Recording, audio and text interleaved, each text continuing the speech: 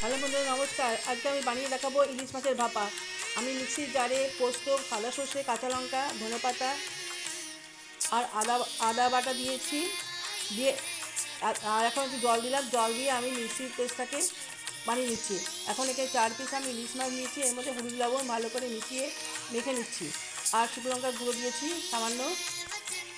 নিয়ে একটা বাটির মধ্যে আমি এই মাছগুলোকে সাজিয়ে নিলাম। এর মধ্যে এই পেস্টটাকে দিয়ে দিলাম। দিয়ে ঢাকাটা সর্ষের তেল দিচ্ছি, কাঁচা সর্ষের তেল। আর বাটিটাকে মুখটা বন্ধ করে ফুটে জলের মধ্যে দিয়ে দিচ্ছি। এটা আধ ঘন্টার মধ্যে ফুটে গেলে আমি পেস্টটাকে নামিয়ে ভাতের মধ্যে সার্ভ করছি। এটা সাদা ভাতের সঙ্গে খেতে খুব টেস্টি লাগে, ভালো লাগে।